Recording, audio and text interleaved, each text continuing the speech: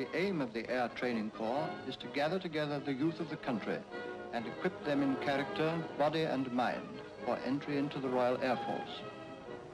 It provides a pre-entry training in the various activities and trades necessary for Air Force personnel. There are already upwards of 500,000 cadets enrolled in the ATC.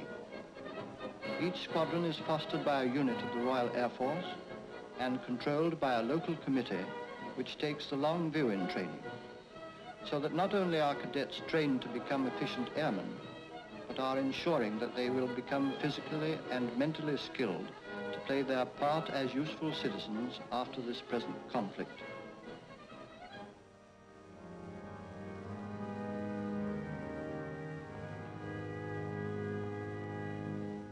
The week's program begins with a church parade, or a service conducted by the chaplain or the senior officer on parade.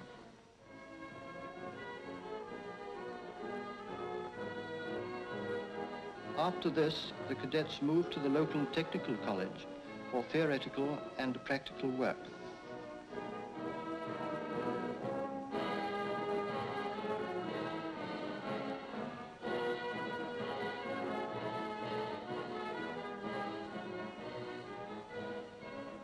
Navigate according to the Royal Air Force syllabus. Equipment and charts used in course plotting, etc., are supplied by the Air Ministry. Each cadet is taught to use the various calculators and computators as though under practical working condition. Engineering is classroom and in the engine shops. Assemble aero engines under expert guidance.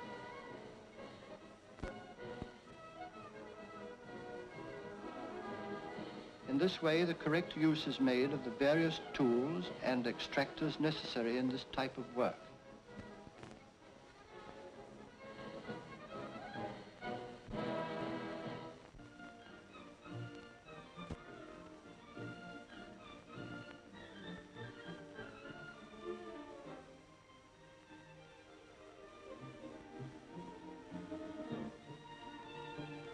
Full use is made of the college workshop equipment for the instruction of the cadet in precision work.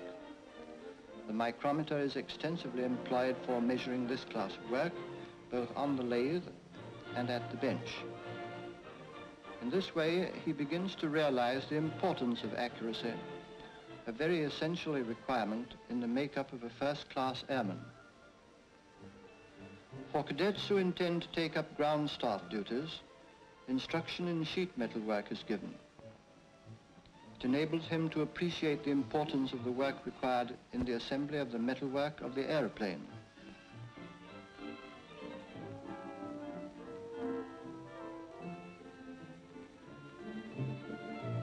An interval is allowed midway through the morning when the college canteen is a popular rendezvous.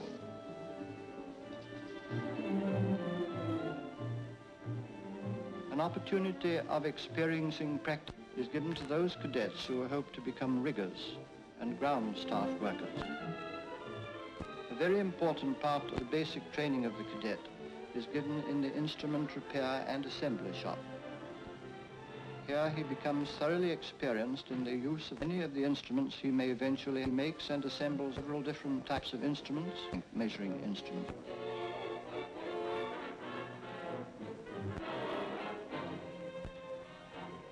Cadet mechanics are given a preliminary training in the internal combustion engine, its assembly and construction, and in the successful running and fault finding in complete running units.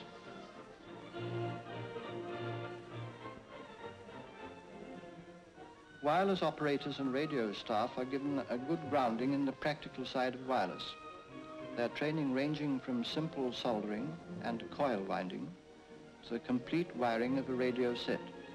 In this way, a thorough knowledge of the functioning of the various parts which constitute a wireless set is obtained. Intercommunication between the aircraft and the aerodrome is so vital but the knowledge of Morse is essential to the cadet, and so forms part of his basic training. Beginners are trained to receive messages on open buzzers. More advanced pupils use headphones in conjunction with the valve oscillator. Here you see a class practicing key writing on tapping keys.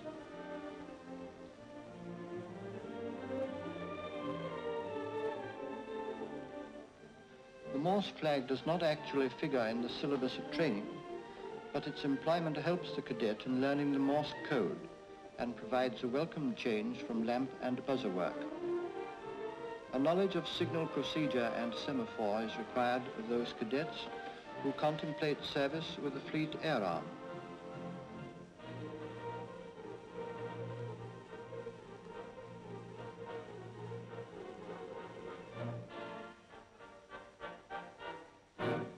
It will be realized that with all the foregoing activities, very little time is left for drill, but one evening in the week is devoted to it.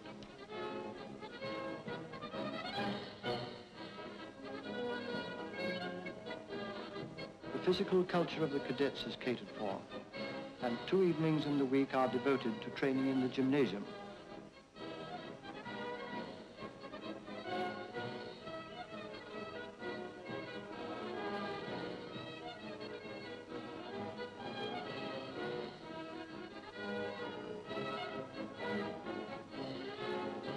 All members of aircraft crews should be able to swim. Swimming parades are not unpopular, as you can see. Although the majority of recruits nowadays are able to swim, there are still many who have had to be taught after enrolling in the Air Training Corps. Instruction is given in life-saving.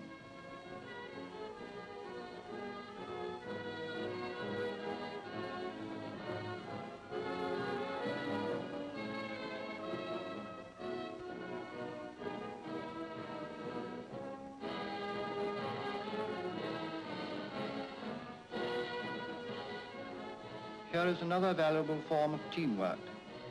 On the football field and after the game, useful contacts are made. Neighboring and distant squadrons get to know one another, compare notes, gather new ideas, and so this great organization, the ideals of which have captured the youth of the country, steadily grows in strength and efficiency.